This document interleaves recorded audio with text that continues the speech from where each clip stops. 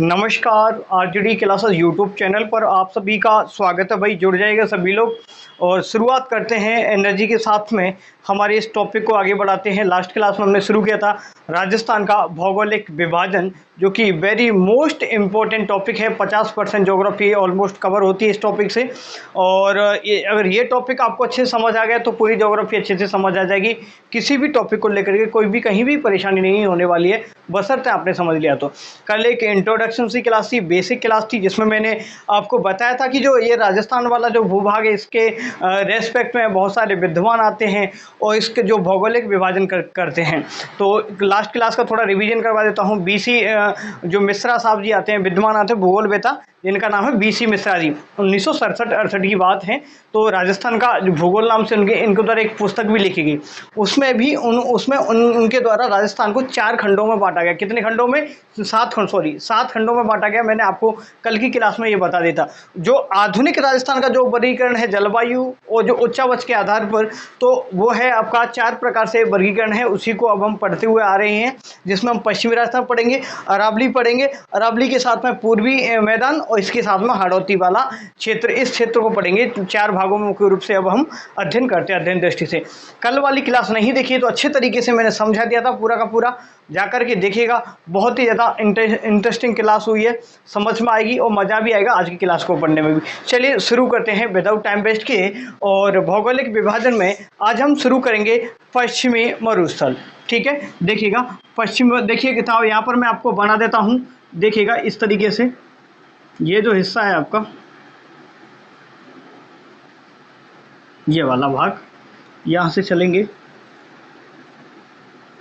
ये बिल्कुल ये अरावली है। ये क्या है? अरावली। देखेंगे यहाँ पर, ये जो राजस्थान के बीच ऑलमोस्ट बीचों बीच से एक पर्वत श्रृंखला निकलती है, जिसका नाम है अरावली। क्या नाम है इसका? अरावली। ठीक है, अरावली पर्वत श्रृंखला। कौन सी श्रृंखला भाई? अरावली पर्वत श्रृंखला निकलती भाई। ठीक है भाई, अरावली पर्वत श्रृंखला राजस्थान को ऑलमोस्ट 2 भागों में व्यक्त कर देती है। समझेंगे अच्छी तरीके से। और यहाँ पर ये है मरुस्थल भाग है। ये कौन सा है? ये इसको बोलते हैं पश्चिमी मरुस्थलीय प्रदेश। लिखते हुए लिख लेंगे, अभी लिखेंगे, बाद में लिखेंगे। ये है पश्चिमी मरुस्थलीय प्रदेश भाई। देखेंगे, यह है पश्चिमी मरुस्थलीय प्रदेश, राजस्थान को 2 भागों में विभक्त करती है, अरावली श्रेणी। ठीक है भाई, इसके बारे में डिटेल में आगे पढ़ेंगे सबके बारे में। और ये है हमारा, यहाँ से इस तरफ चलेंगे, ये है हमारा पूर्वी राजस्थान। ये पूर्वी लिखेंगे, पूर्वी मैदानी प्रदेश, इसको बोलते हैं पूर्वी मैदानी प्रदेश। कल की क्लास में बता दिया था मैंने, कल पूर्वी मैदानी प्रदेश। इसके साथ ही हम बात करें तो यह है दक्षिण पूर्वी पठारी मैदान, दक्षिणी पूर्वी पठार की बोले, या फिर बोले इसी को हाड़ौती भी बोलते हैं। हाड़ौती क्षेत्र या प्रदेश बोले तो हाड़ौती का एक प्रदेश बोलते हैं इसको। ठीक है भाई, समझते हुए चलेंगे अच्छे तरीके से। राजस्थान का ये जो ज्योग्राफिकल डिवीजन है, ये किसके द्वारा किया गया था भाई? आप बताएंगे। सक्सेना और तिवारी साहब के द्वारा 1994 में राजस्थान का प्रादेशिक जो भूगोल, जो उनकी एक पुस्तक आई थी, उसमें उनके द्वारा ये वर्गीकरण दिया गया था भाई। और उसी को हम आज फॉलो कर रहे हैं, पढ़ते हुए आ रहे हैं। इन लोगों ने जो इसका आधार रखा था, मुख्य रूप से जो भौगोलिक जो कारक हैं कि यहाँ भौतिक स्थितियाँ किस प्रकार है, और उच्चावच जो लैंड फॉर्म्स है ना, उसके आधार पर इन लोगों ने इसका वर्गीकरण दिया था। समझ आया? कोई दिक्कत वाली बात नहीं है। अब हम पढ़ेंगे इस वाले एरिया को। यहाँ देखेंगे, ये है, ये श्रृंखला आपको दिखाई दे रही है, ये है अरावली हमारी। अरावली का देखेंगे, अरावली का जो पश्चिमी हिस्सा है, अरावली का पश्चिमी हिस्सा है, यहाँ से एक वर्षा रेखा गुजरती है। इस वर्षा रेखा को कहते हैं 50 सेंटीमीटर वर्षा रेखा। कौन सी रेखा? 50 सेंटीमीटर वर्षा रेखा अरावली के पश्चिम से गुजरती है। इसी के साथ में अगर हम बोलें तो ये मरुस्थल की पूर्वी सीमा। तो मरुस्थल की क्वेश्चन है, लिखते नोट समझ लो अच्छे तरीके से। तो मरुस्थल की पूर्वी सीमा कौन सी वर्षा रेखा बनाती है? तो आपको बताना है 50 सेंटीमीटर सम वर्षा रेखा बनाती है, जो कि राजस्थान को ऑलमोस्ट 2 भागों में विभक्त कर देती है। ये जो मरुस्थल है, पश्चिम मरुस्थल की, ये जो है आपकी जो पूर्वी सीमा का निर्धारण 50 सेंटीमीटर सम वर्षा रेखा के द्वारा किया जाता है। समझ आया होगा? आगे की चीज़ों पढ़ेंगे। यहाँ पर देखें, ये वाला जो प्रदेश है ये बहुत ही सूखा है। एरिया कैसा है? सूखा है। सूखा है तो मतलब क्या हो भाई, यहाँ पर बहुत गर्मी पड़ती है। अभी अब गर्मी आई है, अब अभी चल रही है, अगर आप इस क्लास को कभी भी बाद में देखो तो देख लीजिएगा। अब लगभग 47-48 डिग्री सेल्सियस टेम्परेचर हो रहा है आज के टाइम पे।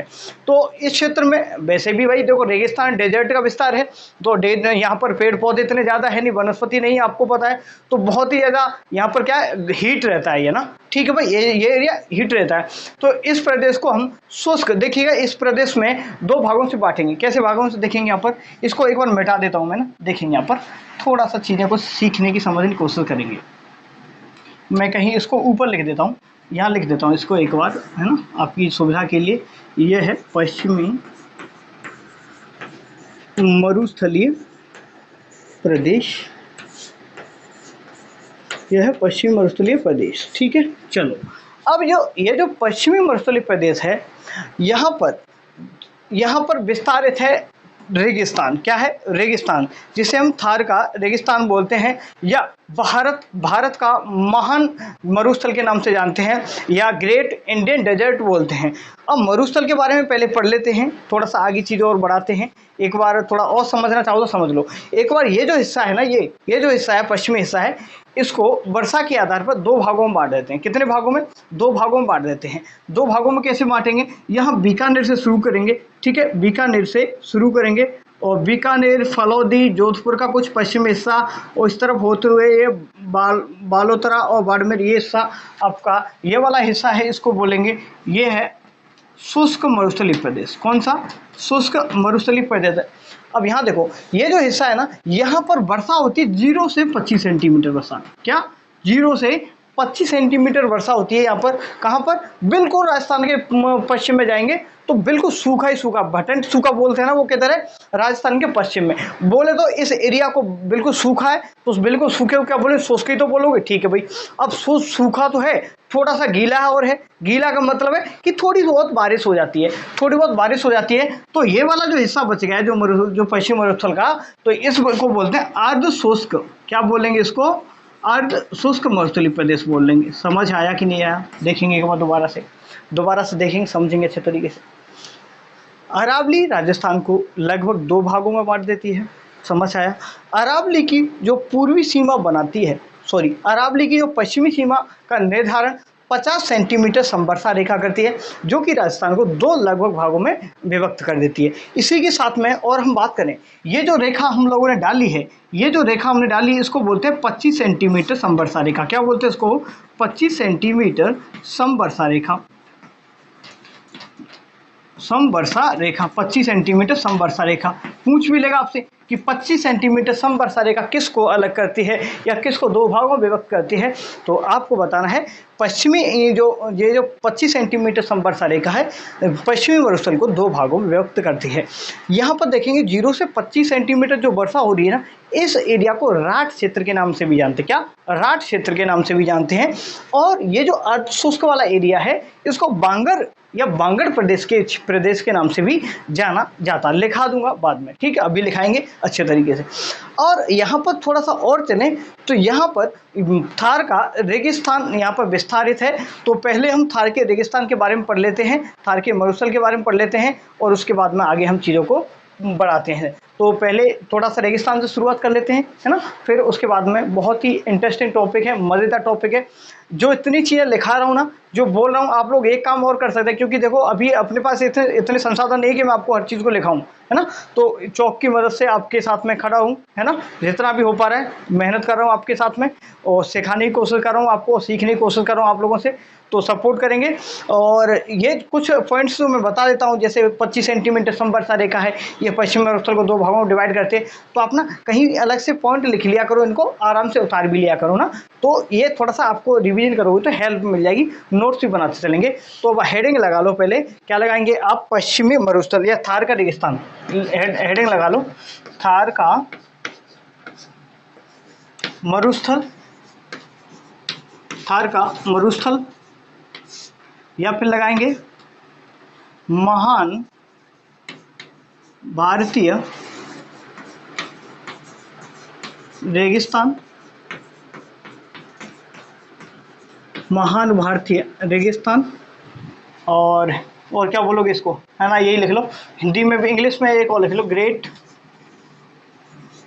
इंडियन डेजर्ट के नाम से भी जानते हैं इसे, है ना, ग्रेट इंडियन, है ना, डेजर्ट भी बोलते हैं इसे, याद करते हुए चलेंगे। ठीक है, चलो तो इसके बारे में विशेषताओं को समझते हैं। ये जो यहाँ देखेंगे, ये जो रेगिस्तान है यहाँ पर, ये पश्चिमी, यहाँ पर देखेंगे ये जो पाकिस्तान है, पाकिस्तान में भी विस्तारित है और हमारे भारत में भी है। तो ये जो मरुस्थल है, इसको थोड़ा दो भागों में अगर हम बांट के पढ़ें, थोड़ा सा समझने की कोशिश करें। देखो ये बोर्ड भी मेरा खराब हो गया है, कोई दिक्कत नहीं है। देखो देखो इसके भाग की बात करें, भारत की बात करें और इधर पाकिस्तान की बात कर लेते हैं। ठीक है, चलो, है ना। देखो भारत में ये जो टोटल मरुस्थल है ना, लगभग इसका एरिया कितना है, लगभग 2 लाख, है ना, 2,38,000 के समथिंग है, 2.8 लाख, है ना, 2,38,000 किलोमीटर इसका क्या है, एरिया है। हमारे ये जो रेगिस्तान है इसका 2,38,000 के समथिंग क्या है, एरिया इसका। नेक्स्ट बात करें भारत में, इसका लगभग 85% तक एरिया है। भारत में कितना है, 85% एरिया है। पाकिस्तान में लगभग इसका 15% एरिया है। कितना एरिया भाई, पाकिस्तान में 15% एरिया है। नेक्स्ट हम बात करें, अब हमारे भारत की बात करें, तो भारत की बात करेंगे तो भारत में ये जो है आपका जो रेगिस्तान है, कहाँ कहाँ पर विस्तारित है लिखेंगे। एक तो हमारे राजस्थान से शुरुआत कर लो, राजस्थान के पहले गुजरात लिख लो, गुजरात में, ठीक है, लगभग 13% के समथिंग विस्तारित है गुजरात। अब राजस्थान की बात करते हैं, राजस्थान में लगभग 58% के समथिंग है। किसी किसी जगह आपको 62% भी देखने को मिलेगा, ध्यान रखेंगे, है ना, 62% बात करेंगे। और ये जो राजस्थान में एरिया है, आगे बात करेंगे। इसी के साथ हम बात करें पंजाब, हरियाणा, पंजाब और हरियाणा की बात करें, लगभग पंजाब में आपका 8% के समथिंग है। कितना है, 8% के समथिंग है। आप लोग एक बार समझते जाएंगे आंकड़ों को अच्छे तरीके से एक बार, है ना।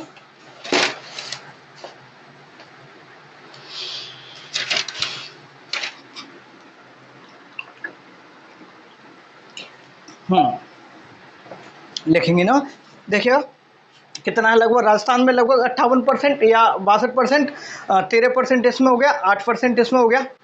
कितना हो गया, 13, 8, कितना हो गया भाई, 13, 8 की बात करें तो 71, है ना, 71 और ये लगभग 60 लगाओ तो 71 और 60, या क्या है, सॉरी 13 और अब 20, 21 हो गया ना, सॉरी 21 तो ये हो गया, और ये हो गया आपका 87 के, और लगभग 13 के, ये 13% लगा लो इसको ना, 17% कुछ इस तरीके, 17% की समथिंग होगा लगभग। इसको हटा ही देते हैं ना, एरिया को हटा दे, पूछेगा भी नहीं आपसे, है ना।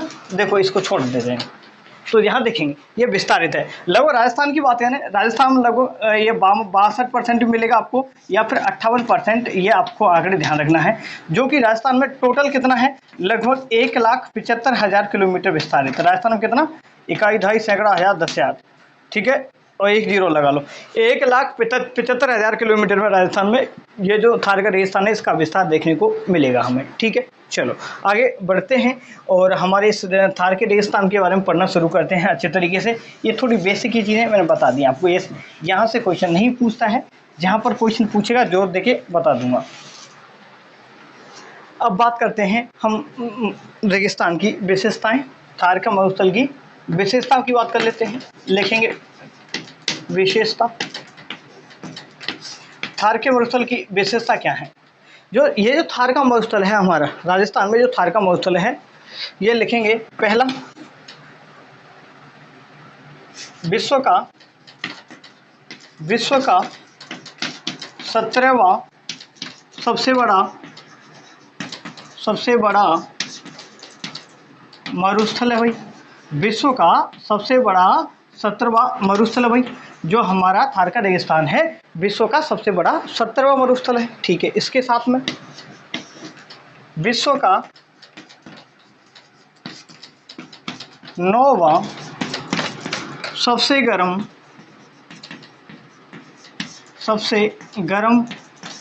मरुस्थल है भाई, है ना। विश्व का सबसे गर्म 9वां मरुस्थल है। सर्वाधिक, लिखेंगे सर्वाधिक जनसंख्या, लिखते हुए चलेंगे, जनसंख्या घनत्व वाला है भाई, घनत्व वाला रेगिस्तान है भाई राजस्थान का। ये जो थार का मरुस्थल है, जितने भी मरुस्थल हैं, जैसे अफ्रीका की बात करें, सारा का मरुस्थल है, बहुत सारे डिजर्ट है ना, उनमें आबादी नहीं रहती, कोई भी लोग रह ही नहीं सकते, इतनी प्रतिकूल स्थितियाँ। लेकिन हमारे राजस्थान के मरुस्थल की बात करें तो यहाँ पर लोग निवास करते हैं। यहाँ पर बहुत ज़्यादा क्या जैव विविधता भी पाई जाती है, ये भी लिख लो। तो सर्वाधिक जैव विविधता पाई जाती है, लिख लो, सर्वाधिक जैव विविधता वाला मरुस्थल, सर्वाधिक जैव विविधता वाला मरुस्थल। जैव विविधता का मतलब समझते हो, जीवों में विविधता, ठीक है, विविधता वाला मरुस्थल है भाई, सर्वाधिक जैव विविधता वाला मरुस्थल है। सर्वाधिक जनसंख्या घनत्व है, सर्वाधिक जनसंख्या घनत्व वाला है, जनसंख्या घनत्व है भाई, सर्वाधिक जनसंख्या घनत्व हो गया। ये कुछ विशेषताएं हैं भाई हमारे इस थार के डेजर्ट की बात करें। और ये जो हमारे भारत की बात करें तो सौर ऊर्जा की सर्वाधिक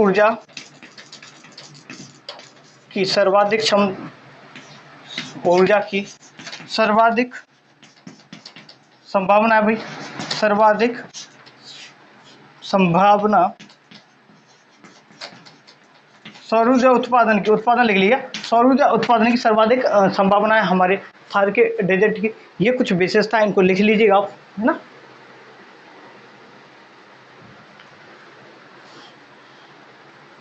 लिखिएगा, एक बार पानी पी लेता हूँ।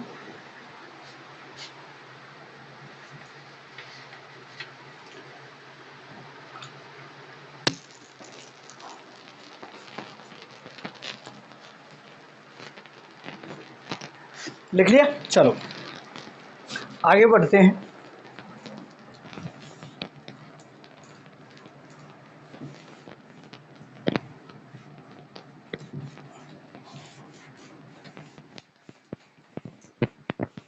देखिए भाई, है ना, आगे थोड़ा सा पहले मरुस्थल के बारे में समझ लो, फिर अच्छे तरीके से पढ़ेंगे। इसका जो निर्माण के बारे में थोड़ा सा समझ लेते हैं। तैथिस महासागर से इसका निर्माण होता है। कैसे होता है? महासागर से निर्माण, तैथिस महासागर से किसका? जो थार का रेगिस्तान है, डेजर्ट है, तैथिस महासागर में जो अवसाद आए थे, जो सेडिमेंट्स आए थे, डिपोजिशन हुआ था। कल की क्लास में मैंने बताया था, जो आपकी पेंजिया थी 2 भागों में विभक्त होती है। आपको पता है पेंजिया 2 भागों में विभक्त होती है। ऊपरी हिस्से को हम बोलते हैं अंगारा लैंड या लॉरेंसिया, निचले वाले हिस्से को 2 भागों में बटे थे। देखो इस तरीके चलो बता देता हूँ। ये जो 2 हिस्से बने थे, इसको अंगारा लैंड बोला था हमने, या लॉरेंसिया, इसको गोंडवाना लैंड बोला था। यहाँ पर बीच में ये जो यहाँ पर जो पेड़ पौधे इस तरीके से अंदर इसमें सेडिमेंट्स वगैरह आए और यहाँ पर डिकम्पोजिशन हो गया, यहाँ पर सब के सब जमाव हो गए, इनका अवसाद हो गए, तो उससे निर्माण होता है हमारे इस तैथिस ये जो थार के मरुस्थल का। इसके साथ ही जो हमारा जो पूर्वी मैदानी प्रदेश है राजस्थान का पूर्वी मैदानी प्रदेश है, वो भी निर्माण किससे हुआ है? तो ये आपके तैथिस महासागर भूषण नदी से ही हुआ है। ठीक है भाई, चलो तो नेक्स्ट बार ये काल के बारे में बात कर लेते हैं। तो इसका जो निर्माण कौन से काल में हुआ था, तो आपको बताना है। आपको प्लेस्टोसीन, ये आप ऐसे कर लीजिएगा, टर्शियरी वो प्लेस्टोसीन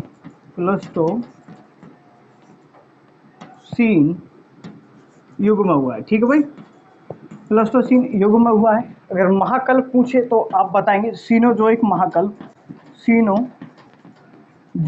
महाकल्प में इनका निर्माण होता है भाई। ये जो कालखंड हैं ये अलग से टॉपिक, मेजर टॉपिक होते हैं ना, हमारे इसमें नहीं है। अगर आप असिस्टेंट प्रोफेसर आगे जाके तैयारी करोगे तो उसमें पूरी की पूरी जीटीएस पढ़ने को मिलेगी। तो उसमें पूरी का पूरी जैसे प्री कैम्बियन होता है, पैलेयोजोइक काल आता है, मेसोजोइक काल आता है, उसके बाद सीनोजोइक काल आता है। तो वो पूरे का पूरे डिटेल में यहाँ पर चीज़ों पढ़ने को मिलती हैं। लेकिन इतना ही पढ़ लीजिएगा बस, है ना। सीनोजोइक महाकल्प में निर्माण होता है प्लेस्टोसीन। और ज़्यादातर ये प्लेस्टोसीन मतलब प्लेन से याद करो, प्लेन से मतलब मैदान, प्लेन का मतलब होता है मैदान। तो मैदानों का निर्माण किस युग में हुआ है? तो प्लेस्टोसीन युग में हुआ है। और हमारा जो हिमालय है, हिमालय का निर्माण भी किस में हुआ है? टर्शियरी जो काल में हुआ है इसका निर्माण। समझ आया होगा, हमारे थार के डेजर्ट के बारे में समझ में आया, उम्मीद करूंगा। समझ में आ रहा है कि नहीं आ रहा? लिख भी रहे होंगे अच्छे तरीके से। नेक्स्ट हम आगे बढ़ाते हैं चीज़ों को मेरे ख्याल से, है ना। देखिएगा, अब जैसा कि मैंने अभी बताया आप लोगों को कि ये जो मरुस्थल है हमारा थार का मरुस्थल है, माना जाता है कि ये 33 महासागर का क्या है भाई, है ना, 33 महासागर का ही अवशेष है, एक तरीके 33 महासागर से ही थार के मरुस्थल का निर्माण हुआ है। तो कुछ विद्वान आते हैं जो कि पक्ष रखते हैं अपने अपने कि भाई कारण तो बताएं, लॉजिक बताएं कि 33 महासागर का ये जो अवशेष किस प्रकार है, आप 33 महासागर का भाग कैसे मानते हो थार के डेजर्ट को। तो इसके पीछे कुछ न पक्ष समझ लीजिएगा, तो आप समझना चाहें तो पक्ष समझ लीजिएगा। तो इसमें लिखेंगे 33 महासागर के, लिखेंगे भाई महासागर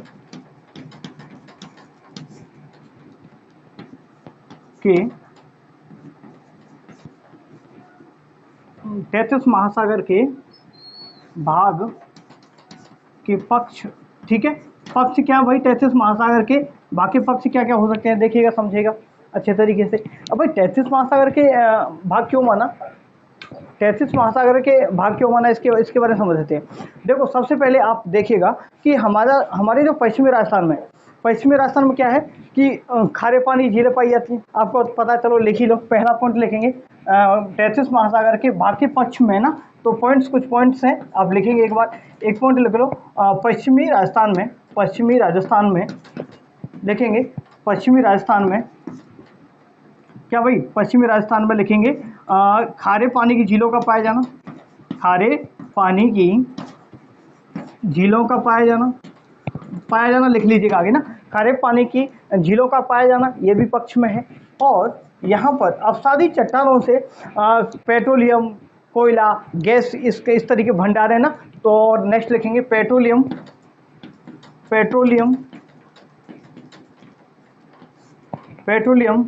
के भंडार मिले हैं भाई, क्या पेट्रोलियम के भंडार मिले हैं आपको बताना है। और यहाँ पर लिखेंगे नेक्स्ट आप लिखेंगे यहाँ पर आकल वुड फॉसिल्स पार्क से हमें अवशेष प्राप्त हुए हैं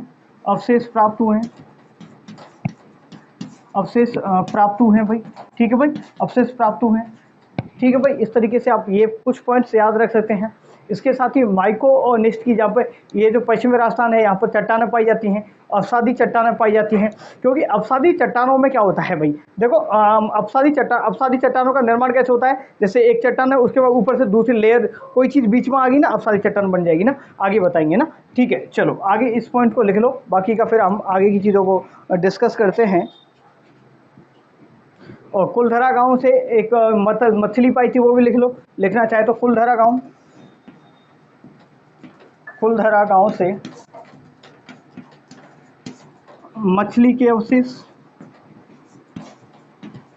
अवशेष प्राप्त हुए भाई। अगर मछली के अवशेष प्राप्त हुए तो इसका मतलब क्या, मछली पानी में ही तो पाई जाएगी ना। तो भाई इसलिए हम मानते हैं कि जो थार का डेजर्ट है ये किसका भाग है, थार का डेजर्ट आप लोगों का भाग किसका है भाई, तो आपको बताएं 33 महासागर का ही अवशेष या भाग माना जाता है। ये कुछ पक्ष में है, तो ये आपको ध्यान रखना है भाई, ठीक है, समझ आया। अकल वुड फॉसिल्स पार्क से जो प्राचीन जूरासिक युग के यहाँ से बहुत सारे जीवाश्म हमको प्राप्त हुए, तो यहाँ तक ये पॉइंट आपको समझ में आ गया होगा। चलो नेक्स्ट बढ़ते हैं आगे।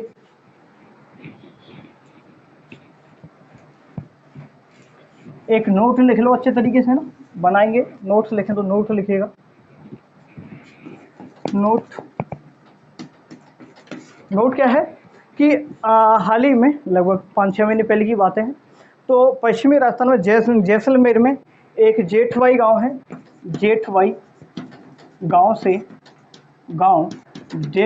जैसलमेर से, ये जैसलमेर से लगभग 20 किलोमीटर दूरी, ठीक है।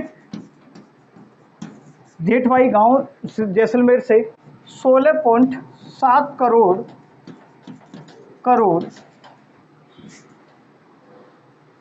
पुराना सबसे बड़ा शाकाहारी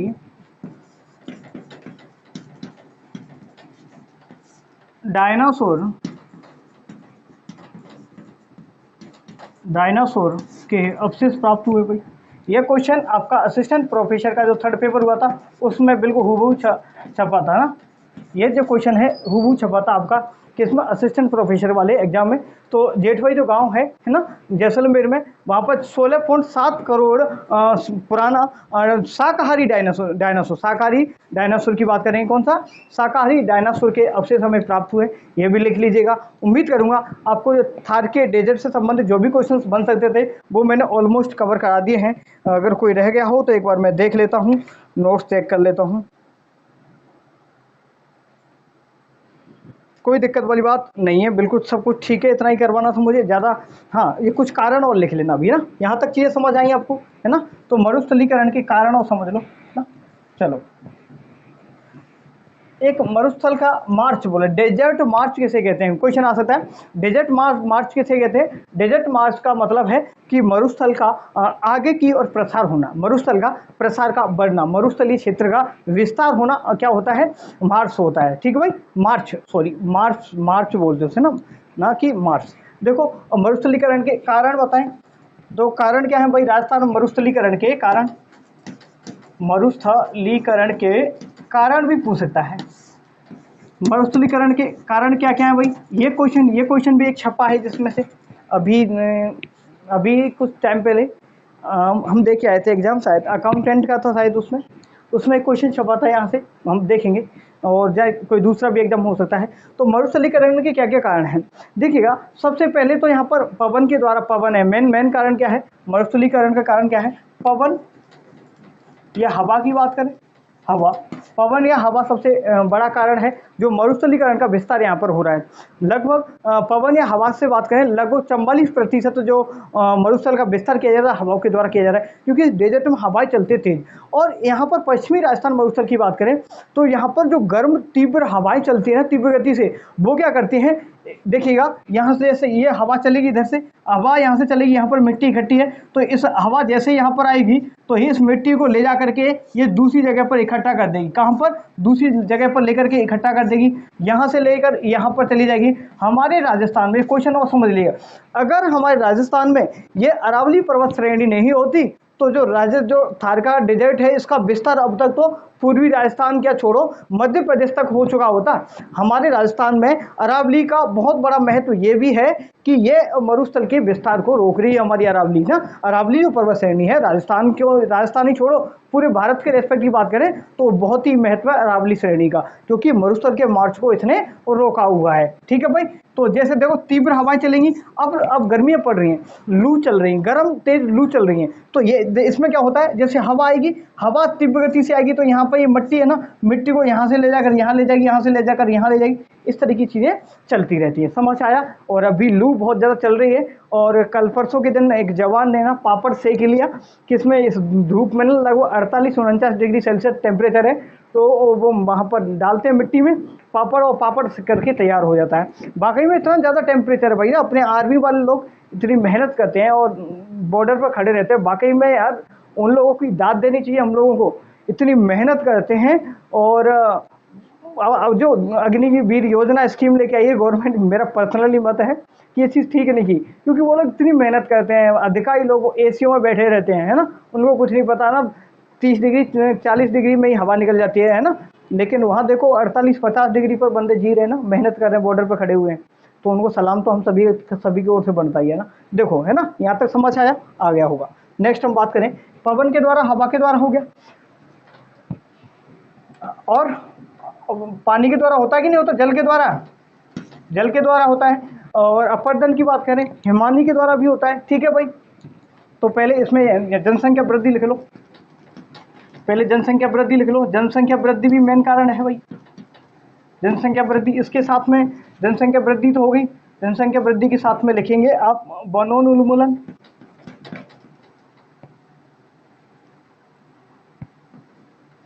वनोन्मूलन या वनों की कटाई। ठीक है, वनों की कटाई लिख लेंगे, वनों की कटाई कर रहे लोग।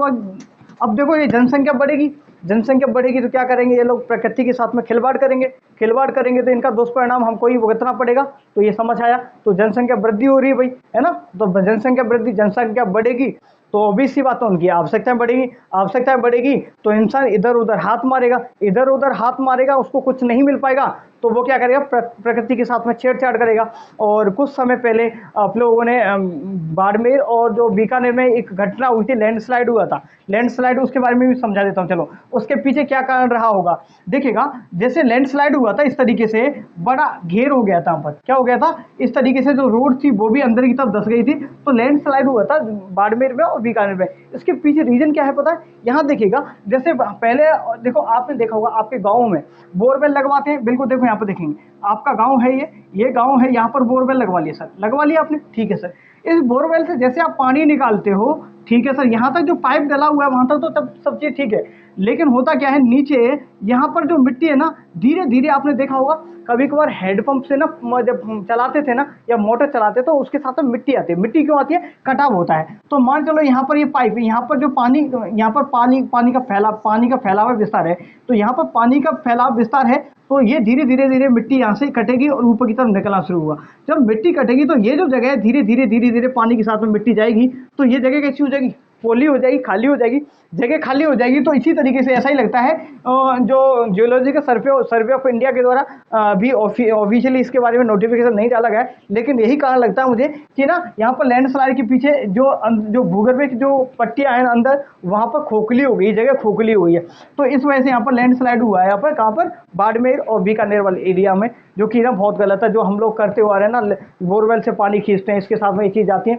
और क्या होता है पता है, ये छोड़ो बोरवेल तो छोड़ो, नेक्स्ट हम बात करें जैसे नदियों के द्वारा हमारा पानी आता है, नदियों के द्वारा पानी आता है, ये कहीं ना कहीं नीचे तो जाएगा, जाना चाहिए नहीं जाना चाहिए, बिल्कुल जाना चाहिए सर। ये जैसे जैसे नीचे जाएगा, अगर आगे ज्योग्राफी पढ़ोगे तो उसमें मिलेगा, तो इस तरीके से गुफाएं बना देते नीचे, ये पानी जाएगा कहीं ना कहीं तो डटेगा ना पानी, तो ये नीचे जाके इस तरीके से गुफाएं बना देते हैं पानी, है ना। तो ये गुफाएं बनेंगी तो भाई ऑब्वियस सी बात है, धसेगा कि नहीं धसेगी, जमीन धसेगी, ये मेन रीजन है, कोई दिक्कत वाली बात नहीं है। तो ये भी आप ध्यान रखेंगे। चलो टॉपिक वाली बात की समझा भी दिया इसको ना, वनों की कटाई कर रहे लोग दिनों रात, और क्या क्या हो रहा भाई, और पशु चारण की तो कोई कमी है ही नहीं, है ना। पश्चिमी राजस्थान में भेड़, बकरी, ऊंट, है ना, घोड़ा, गधे, ये सब है ना, आपको पश्चिमी राजस्थान में खूब मिलेंगे। तो लिखेंगे अनियंत्रित पशुचारण भी लिखेंगे, अनियंत्रित पशुचारण, ये भी अपने आप में मरुस्थल के विस्तार के लिए अहम क्या है, पॉइंट है भाई। अनियंत्रित पशुचारण ये भी लिख लो। और इसमें जल या इंदिरा गांधी नहर, ये रहा, ये पॉइंट लिखा रहा हूँ मैं, इंदिरा गांधी नहर।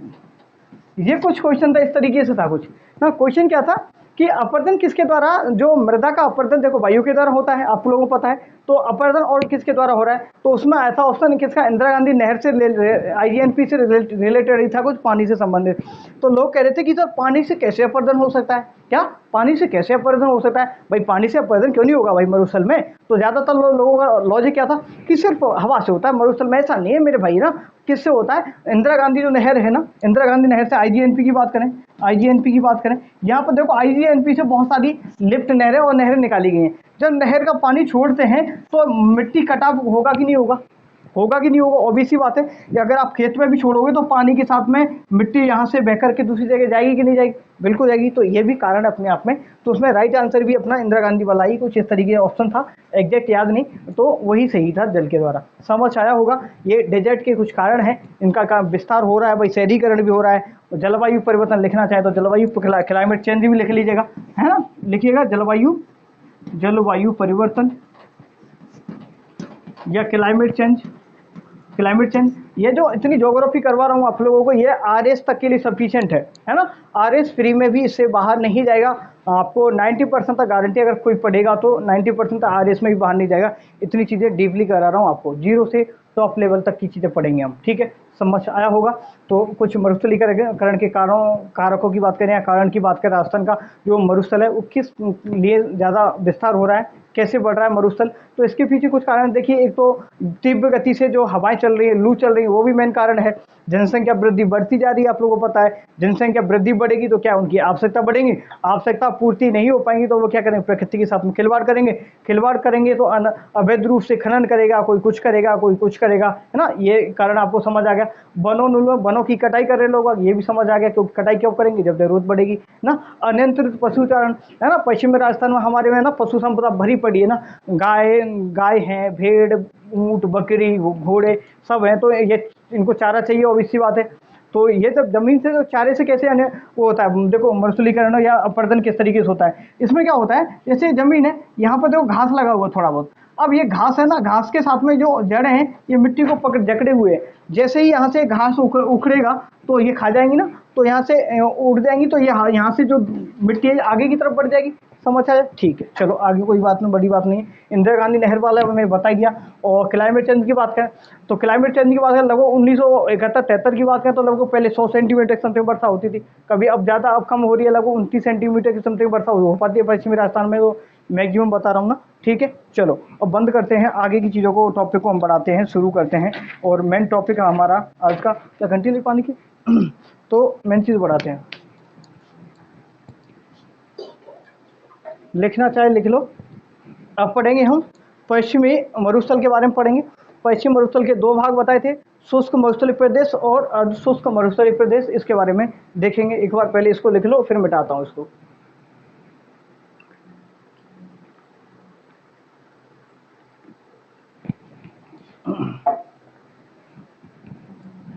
देखो भाई, अब लिखिएगा आपको पश्चिमी मरुस्थलीय प्रदेश, हेडिंग लगाना है। अब ये टॉपिक शुरुआत हो रही है, मरुस्थल के बारे में सब कुछ हो गई कहानी पूरी। अब लिखना है आपको पश्चिमी मरुस्थलीय प्रदेश, लिख लो, मैं भी लिखा देता हूँ, कोई दिक्कत वाली बात नहीं। पश्चिमी मरुस्थलीय प्रदेश, यहाँ लिखेंगे पश्चिमी मरुस्थलीय प्रदेश लिखेंगे। और पश्चिम मरुस्थलीय प्रदेश के बारे में थोड़ा सा बेसिक समझ लो। ये चीज़ पश्चिम मरुस्थलीय प्रदेश है, ये वाला पूरा का पूरा, ये राजस्थान को लगभग, यहाँ पर देखेंगे, यहाँ ये है पश्चिम मरुस्थलीय प्रदेश। तो पश्चिम मरुस्थलीय प्रदेश और ये है अरावली। अरावली राजस्थान को लगभग दो हिस्सों में बांटती है। समझ आया। अब यहाँ पर एरिया की बात कर लेते हैं, इसका क्षेत्रफल, एरिया कितना भाई, पश्चिम मरुस्थलीय जो प्रदेश है ना, इसका एरिया कितना है, लगभग 61.11% है। हिंदी में लिख लीजिएगा इसको, कोई दिक्कत नहीं, क्षेत्र एरिया लिख दिया मैंने इंग्लिश में ना। ये क्षेत्रफल की बात करें तो कितना है, 61.11% एरिया भाई पश्चिम मरुस्थल का। नेक्स्ट हम बात करें, यहाँ पर कुछ पॉइंट लिख लो, थोड़ा बेसिक वाले पॉइंट लिख लो, है ना। और इसके साथ में जनसंख्या कितनी है भाई, यहाँ पर राजस्थान की लगभग 40% जनसंख्या यहाँ पर निवास करती है। कितने प्रतिशत, राजस्थान की 40% जनसंख्या निवास करती है। यहाँ पर वनस्पति कैसी पाई जाती है भाई, वनस्पति की बात कर लेते हैं। वनस्पति कैसी पाई जाती है तो आपको बताना है, मरूदभिद या बोले तो जीरोफाइट भी बोलते हैं, इंग्लिश में बोले तो इसको जीरोफाइट, है ना, जीरोफाइट बोलते हैं। यहाँ पर जो वनस्पति है वो जीरोफाइट बोलते हैं, समझ आया होगा। और नेक्स्ट बात करें, यहाँ पर मृदा की बात करें, मृदा की बात करें तो मृदा कैसी पाई जाती है, आपको बताना है बलुई मृदा, बलुई मृदा पाई जाती है भाई। यहाँ पर कैसी मृदा, बलुई या बालू का, ठीक है भाई, या बालू मिट्टी पाई जाती है, बलुई या बालू मिट्टी लिख लेंगे, बालू मिट्टी लिखेगा, बलुई या बालू मिट्टी के बारे में लिख लीजिएगा, है ना। चलो आगे बढ़ते हैं। वर्षा की बात करें, पश्चिम मरुस्थलीय की पूरे की बात करें, लगभग आप 0 से लेकर के, ठीक है, लगभग 0 क्या 5 से कर लो, 5 से लेकर के लगभग 50 सेंटीमीटर की समथिंग वर्षा होती है। इस वाले पूरे एरिया में 50 सेंटीमीटर की समथिंग वर्षा होती है। और 1 सेंटीमीटर में कितना mm होता है पता है, वर्षा वैसे ना mm में मापते हैं, तो 1 सेंटीमीटर में होता है 10 mm, कितना mm, 10 mm होता है 1 सेंटीमीटर, ये भी ध्यान रखेंगे। तो वैसे mm में पूछेगा तो 500 mm बता दीजिएगा, समझ आया, ठीक है। चलो आगे बढ़ते हैं। यहाँ पर देखिए पश्चिमी मरुस्थलीय प्रदेश के बारे में बात करेंगे तो ये देखेंगे यार, ये सबसे बड़ा प्रदेश दिखाई दे रहा है, बिल्कुल सर दिखाई दे रहा है हमें, सबसे बड़ा प्रदेश है। और इसमें जिले कितने आते हैं, चलो जिले के नाम लिखो, जिले कितने आते हैं सर, इसमें जिले आते हैं 20, कितने जिले आते हैं 20। पहले कितने जिले आते थे, पश्चिमी मरुस्थलीय प्रदेश में पहले 12 जिले आते थे, अब कितने जिले हो गए, जिलों की संख्या हो गई 20। अब जिले कैसे करना है याद, कैसे करेंगे पहले बता दिए। जिलों के लोगों को तो पढ़ाना नहीं है, आपको याद ही नहीं करवाना है। मैंने क्यों नहीं करवाना मुझे याद, क्योंकि पहले मैं सब कुछ करा चुका हूँ। ये देख लो कहाँ से शुरू हो रही है, शुरू वो कहाँ से हो रहा है बताएंगे। जालौर से शुरू कर लो, है ना, कर लो। यहाँ से सांचौर से शुरू कर लो, पाली, इधर ये किनारे किनारे जाओगे, पूरे के पूरे कितने हैं, 20 जिले हैं। और बता दूंगा आगे पढ़ेंगे जो अच्छी तरीके, थोड़ा सा बेसिक समझ लो, है ना। निर्माण किससे हुआ है आपका, इसका जो निर्माण मैंने बता ही दिया, निर्माण किससे हुआ है, इस एरिया का जो निर्माण कब हुआ था भाई, तो आपको बताएं ये टेथिस महासागर से निर्माण हुआ है इसका, टेथिस महासागर से निर्माण हुआ है। और लिख लो इसके साथ ही टेथिस महासागर से इसका निर्माण हुआ है। समझ आया होगा उम्मीद करूंगा। ये पश्चिम मरुस्थल के बारे में थोड़ा बेसिक था, आपको समझ आया होगा। अब पश्चिम मरुस्थल के बारे में और देखो, थोड़ा सा और चीज़ लिख लो, यहाँ पर ही पॉइंट लिखा देता हूँ। पश्चिम मरुस्थल का, पश्चिमी मरुस्थल की, ठीक है, पश्चिमी मरुस्थल की पूर्वी सीमा रेखा, पश्चिम मरुस्थल की पूर्वी सीमा रेखा किसे कहते हैं, तो आपको बताना है पश्चिम मरुस्थल की पूर्वी सीमा रेखा 50 सेंटीमीटर समवर्षा रेखा को कहते हैं। 50 सेंटीमीटर समवर्षा रेखा को बोलते हैं भाई। 50 सेंटीमीटर समवर्षा रेखा कहाँ है, आपको बताना है 50 सेंटीमीटर समवर्षा रेखा कहाँ है। ये है अरावली के ये पश्चिम में, और आपके अरावली के तो पश्चिम में हो गई। और इसी के साथ में बात करें हम यहाँ पर जो मरुस्थल के पूर्वी हिस्से की बात करें, या पूर्वी जो बाउंड्री बनाता है उसका नाम है 50 सेंटीमीटर समवर्षा रेखा। पश्चिम मरुस्थल की पूर्वी बाउंड्री बनाता है, ईस्टर्न बाउंड्री बनाता है। यहाँ पर देखेंगे ये बना दी ना, बिल्कुल ठीक है। ये 50 सेंटीमीटर समवर्षा रेखा मैंने बता दी है। अब सर ये जो मरुस्थल आपको दिखाई दे रहा है ना, बिल्कुल सर दिखाई दे रहा है। यहाँ अजमेर से निकल के आती है एक लूनी नदी, इसका जो यहाँ देखेंगे ढाल की बात करें, स्लोप की बात करें, तो स्लोप किस तरीके से है, तो देखेंगे यह उत्तर, यह है पूरब, तो उत्तर पूरब से लेकर के दक्षिण पश्चिम, ढाल लिखेंगे इसके साथ में। आगे लिखो ढाल बोले तो, या स्लोप बोले तो, स्लोप की बात करें तो स्लोप क्या है भाई पश्चिम राजस्थान का। तो इसमें जो स्लोप देखेंगे, स्लोप क्या मिलेगा आपको, लिखेंगे उत्तर पूरब से क्या लिखेंगे, उत्तर, देखो यहाँ पर ये इस तरीके से आती है ना लूनी नदी, इसी तरीके से तो आती है। तो ये हो गया उत्तर, ये हो गया पूरब, उत्तर पूरब से दक्षिण पश्चिम तक, दक्षिण पश्चिम। तो ढलान कितना है, उत्तर पूरब से दक्षिण पश्चिम तक ये ढलान है। सर नेक्स्ट हम बात करें, सर इसकी जो लंबाई की बात करें, सर लंबाई कितनी है हमारे पश्चिम मरुस्थलीय प्रदेश की, यहाँ से यहाँ तक की इसकी लंबाई कितनी है, तो लगभग 640 किलोमीटर है। कितनी है, 640 किलोमीटर। इतना कंटेंट दे रहा हूँ भर भर के, कोई नहीं देगा आपको, सही बता रहा हूँ, बस इनको लिखते जाना आप ना। चौड़ाई की बात करें तो चौड़ाई कितनी है, लगभग 300 किलोमीटर की चौड़ाई भाई। इधर से इधर की देखो, ये लगभग 640 हो गई, 640। और इधर से इधर की बात करें तो ये कितनी हो गई, लगभग 300 किलोमीटर की इसकी क्या भाई चौड़ाई है। यहाँ पर बात करें हमारे पश्चिमी राजस्थान की बात करें तो सौर ऊर्जा का भडला पार्क आपको पता हो, जोधपुर की बात करें हमारे में विश्व का सबसे बड़ा सोलर पार्क है जो कि भडला जोधपुर में है। 2245 मेगावाट की क्षमता है उसकी, कितनी, 2245 मेगावाट की क्षमता है। इसी के साथ में पवन चक्की अमर सागर झील के पास में अमर सागर ना, पवन चक्कियों के बारे में पढ़ेंगे। और यहाँ पर पोखरण के बारे में पढ़ेंगे। पोखरण में जो परमाणु परीक्षण भी हुआ था आपको पता है, 1974 और 1998 में हुआ था।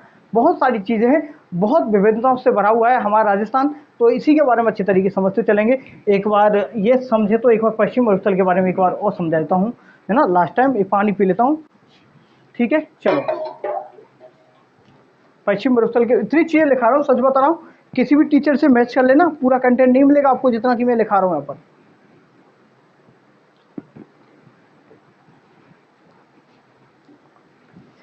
देखिएगा एक बार दोबारा से देखेंगे, समझेंगे।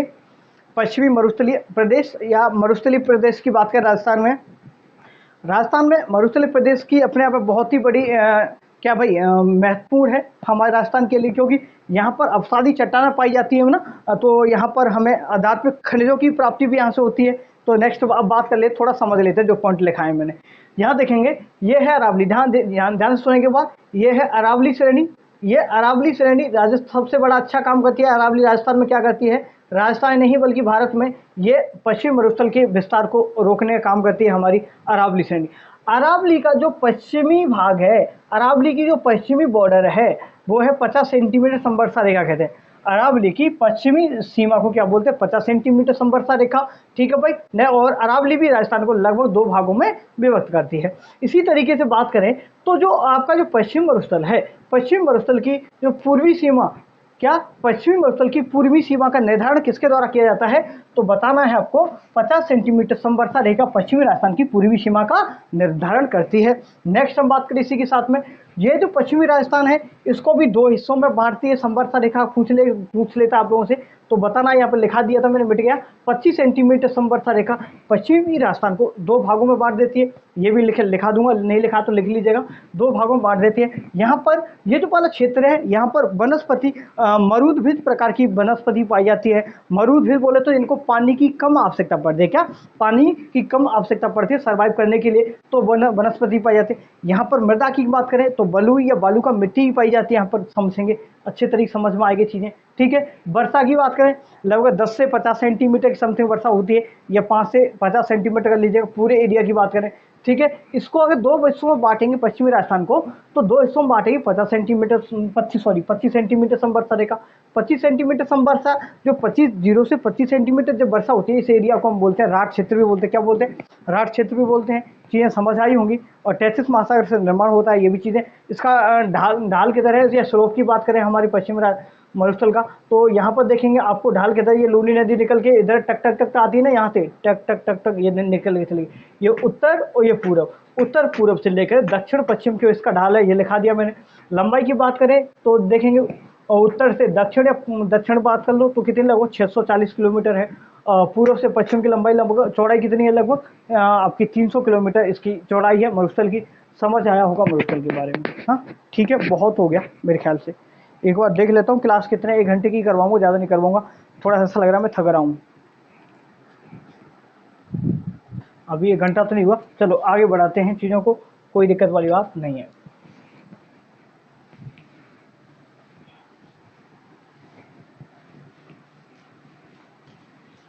सबसे पहले हम पढ़ लेते हैं, क्या पढ़ लेते हैं?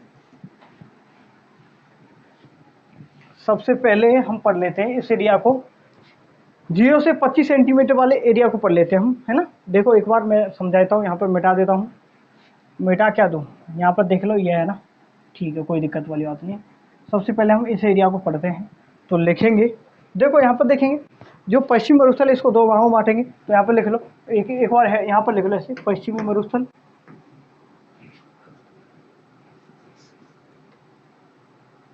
यही लिख लो, कोई दिक्कत नहीं।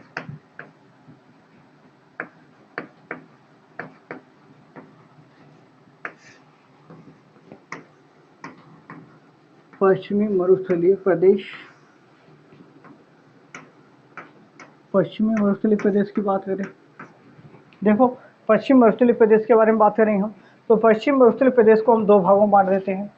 अध्ययन की दृष्टि से हम 2 भागों में बांट करके इसका अध्ययन करेंगे, पढ़ेंगे कैसे कैसे। देखो एक है, देखिएगा ये जो हिस्सा है इसमें बहुत ही ज़्यादा कम वर्षा होती है, इसको बोलते हैं तो शुष्क मरुस्थलीय प्रदेश। क्या बोलते हैं? शुष्क मरुस्थलीय प्रदेश, है ना। शुष्क मरुस्थलीय प्रदेश लिखेंगे इसी तरीके से। ये है आपका अर्धशुष्क, और यहाँ ये है अर्धशुष्क मरुस्थलीय प्रदेश।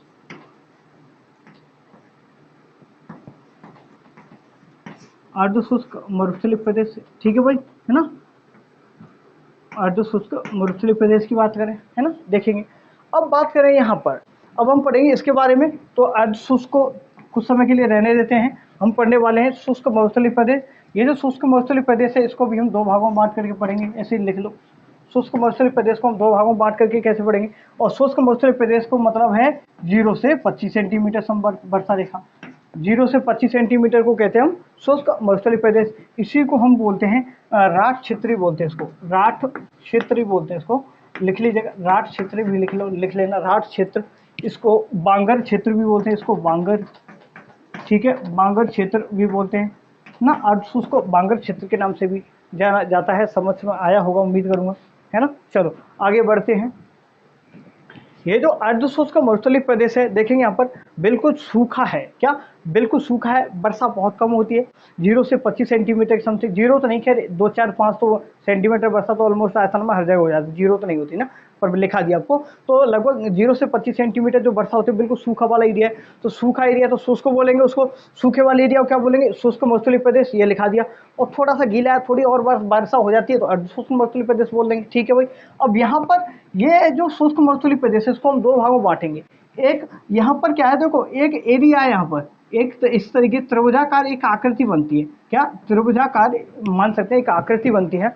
यहाँ पर कुछ हिस्सा ऐसा है, पहले सरस्वती नदी का प्रवाह क्षेत्र माना जाता है। यहाँ पर क्या? सरस्वती नदी का प्रवाह क्षेत्र माना जाता है। यहाँ पर कुछ चट्टानी भाग है। ये कैसा है? यह चट्टानी भाग है, चट्टानी भाग। पश्चिमी मरुस्थल में कुछ हिस्सा ऐसा है जो सूखा है ना बिल्कुल, उसमें चट्टानी भाग थोड़ा सा सतह से उठा हुआ है, ऊपर उठा हुआ है, इसको बोलते हैं। यहाँ पर तो उठा हुआ है, तो यहाँ पर देखो, यहाँ पर क्या है, आपको चांदन नलकूप भी देखने को मिलेगा यहाँ पर, है ना। 80 से यहाँ पर 60 से लेकर के 80 किलोमीटर की यहाँ पर एक लाठी सीरीज बोलते हैं, जल पट्टी पाई जाती है यहाँ से। और यहाँ पर गोड़ावन पक्षी पाया जाएगा, है ना। बहुत सारी चीज़ें हम पढ़ने वाले हैं। तो एक ये जो ये वाला एरिया है ना, यहाँ पर चट्टानी एरिया है, यहाँ पर मरुस्थल नहीं है। क्या नहीं है? मरुस्थल नहीं। मरुस्थल नहीं तो बोले तो यहाँ पर सर बालू का स्तूप नहीं बनेंगे। क्या नहीं बनेंगे? बालू का स्तूप नहीं बनेंगे। तो 2 प्रकार से हम बांट सकते हैं इस एरिया को, कि एक तो बालू का स्तूप तो इस वाले एरिया में पाए जाएंगे, ये हो गया बालू का स्तूप मुक्त क्षेत्र। लिखेंगे दोनों के दोनों को लिखेंगे। एक है बालू का स्तूप युक्त क्षेत्र, बालू का स्तूप युक्त क्षेत्र लगभग 58.5% एरिया पे है। 58.5% एरिया पे बालू का स्तूप युक्त क्षेत्र। और इसकी बात करें बालू का स्तूप मुक्त क्षेत्र की बात करें, या सैंड फ्री ना एरिया की बात करें, है ना, देखेंगे यहाँ पर बालू का स्तूप, बालू का स्तूप युक्त, ये हो गया युक्त, और ये बालू का स्तूप मुक्त या विहीन। बालू का स्तूप मुक्त या विहीन क्षेत्र की बात करें तो ये कौन सा होगी? ये लगभग 41.5% एरिया पे है। ये पूछ लेता कभी कभार, ये भी समझेंगे। अब जो बालू का स्तूप जो युक्त क्षेत्र है, हम इसमें क्या क्या चीज़ें पढ़ेंगे, कल की क्लास में पढ़ेंगे ना एक। तो इसमें देखो एक पढ़ेंगे बरखान के बारे में, बरखान पढ़ेंगे हम, वैसे लिख लो, नाम लिख लो। यहाँ पर क्या होता है, देखो बालू का स्तूप वाले क्षेत्र में क्या होता है, आज समझ लो थोड़ा सा। बालू का स्तूप वाले एरिया क्या होता है कि जैसे हवा चलेगी तो मृदा को एक स्थान से दूसरे स्थान पर मृदा का निक्षेपण होगा। क्या होगा, है ना, कंपोजिशन। यहाँ देखो, यहाँ से मृदा, देखो यहाँ से जाएगी मिट्टी, और यहाँ से दूसरी जगह पर यहाँ पर इकट्ठा हो जाएगी। एक जगह से दूसरी जगह पर मिट्टी का इकट्ठा होना क्या बोलते हैं, उसे निक्षेपण बोलते हैं। क्या बोलते हैं? निक्षेपण। एक होता है अपक्ष, जानते हो, एक होता है अपक्ष, एक होता है निक्षेपण। इसमें अंतर होता है, एक अपर्दन और निश्चय अपक्ष में अंतर क्या होता है। अपर्दन का मतलब होता है, देखो अपर्दन समझेंगे, अपर्दन क्या होता है कि मिट्टी का एक जगह से दूसरी जगह पर चला जाना, ये तो होता है अपर्दन। लेकिन अपक्षय का मतलब क्या होता है, ये कोई चट्टान है सपोज करें, अब ये चट्टान धीरे धीरे टूट रही है, इसको बोलते हैं अपक्षय। क्या बोलते हैं? अपक्षय। और अपर्दन में अंतर समझ लीजिएगा। कुछ लोग अपक्षय और अपर्दन को एक ही मान लेते हैं। तो अपक्षय का मतलब क्या है? अपक्षय का मतलब है कोई चट्टान है, कोई पर्वत है, उसका धीरे धीरे धीरे धीरे टूटना, इरोजन होना धीरे धीरे। ठीक है भाई, इसको बोलते हैं अपक्षय। और मिट्टी का एक स्थान से दूसरे स्थान पर टूट करके, कट करके, बह करके चला जाना, दूसरे जमा हो जाती है, उसको बोलते हैं हम, क्या बोलते हैं, उसे अपर्दन बोलते हैं। समझ आया? निक्षेपण का मतलब यहाँ पर ये जमाव हुई तो इसको निक्षेपण बोल देते हैं। समझ आया? ठीक है। यहाँ पर कुछ बालू का स्तूप की कुछ आकृतियां मिलेंगी। एक तो बरखान आपको मिलेंगे, एक मिलेंगे ये बालू का स्तूप बता रहा हूँ, सीप भी मिलेगा आपको। नेक्स्ट बात करें अनुप्रस्थ, लिख लेना इनको, अनुप्रस्थ बालू का स्तूप। सबके बाद में लिखेंगे अनुप्रस्थ बालू का स्तूप। ठीक है, सॉरी, बालू का स्तूप लिखेंगे, अनुप्रस्थ नहीं, बालू का स्तूप लिखेंगे। अनुदैर्ध्य बालू का स्तूप लिखेंगे। ठीक है ना, अनुदैर्ध्य बालू का स्तूप लिखेंगे। इस तरीके से हम 8-10 के बारे में पढ़ेंगे, कल की क्लास में पढ़ेंगे ना। अब देखो बालू का स्तूप युक्त क्षेत्र की विहीन की बात करें, यहाँ पर हम पढ़ेंगे हम्मादा के बारे में पढ़ेंगे। हम्मादा क्या होता है? हम्मादा का मतलब है जो चट्टानी भाग है, इसके बारे में अच्छी तरीके से पढ़ेंगे यहाँ पर ना, हम्मादा के बारे में पढ़ेंगे। इसके साथ ही हम रैग को पढ़ेंगे। रैग क्या होता है? एक तरीके से मिश्रित पथरीला और रेगिस्तानी वाला भाग होता है। हम्मादा के चारों ओर से जो भाग है उसको रैग भी बोल देते हैं, क्या बोलते हैं, रैग बोल देते हैं। नेक्स्ट हम इसमें पढ़ेंगे हमारा इर रैग, एक चीज़ सीज भी पढ़ेंगे इसमें, क्या, सीज। Solar enterprises zone, solar enterprises and solar energy enterprises zone के बारे में पढ़ेंगे अच्छे तरीके से। तो इसमें भी बहुत सारी चीज़ें पढ़ने वाले हैं। इसी के साथ में हम पढ़ेंगे लाठी सीरीज क्षेत्र पढ़ेंगे। क्या पढ़ेंगे, लाठी सीरीज क्षेत्र पढ़ेंगे, कल की क्लास में पढ़ेंगे ये सब लाठी सीरीज ना, सीरीज क्षेत्र के बारे में भी पढ़ेंगे। तो इस तरीके से बहुत सारी चीज़ें कल की क्लास में पढ़ना बाकी है। और मुझे लगता है थोड़ा सा तेज़ बोलता हूँ मैं, थोड़ी जल्दी थक जाता हूँ, इतना हिम्मत नहीं है, कोई दिक्कत वाली बात नहीं है। तो ऐसा करते हैं हम कल की क्लास में पढ़ेंगे, मैं बोलते बोलते ना थोड़ा परेशान हो गया अपना। तो ऐसा करते हैं कल की क्लास में हम पढ़ेंगे अच्छे तरीके से, चीज़ों को बढ़ाएंगे और रिवीजन कर लिया होगा उम्मीद करूँगा। और कल आप रिवीजन करके आएंगे, चीज़ों को पढ़ेंगे, जो भी रेगुलर क्लासेस को कभी भी बाद में आप लोग देख रहे हो इसको ना, ये रिकॉर्ड कर रहा हूँ। आज लगभग कितना है, आज है 25 मई 2024 को ये क्लास आज की रिकॉर्ड होके डाल रहा हूँ आपकी। आप इसको कभी भी देखना, 2025 में देखना, 26 में देखना, ये आपके लिए हमेशा हेल्पफुल रहेगी, कभी भी इस वीडियो को देख सकते हैं। ठीक है भाई, चलो, और यहाँ से सभी क्वेश्चंस आपके कंप्लीट हो ही जाएंगे। चलो आगे बढ़ते हैं फिर, और कल की क्लास में मिलेंगे। जी तो और मेहनत करें, जो होगा सब देखा जाएगा, परमपिता परमात्मा प्रभु की कृपा से जैसा भी होगा एक्सेप्ट करें। बाकी का जो सब चीज़ें जो होगा वो तो होगा ही, कोई रोक नहीं सकता। मेहनत करें, ठीक है, ज़्यादा से ज़्यादा धन्यवाद।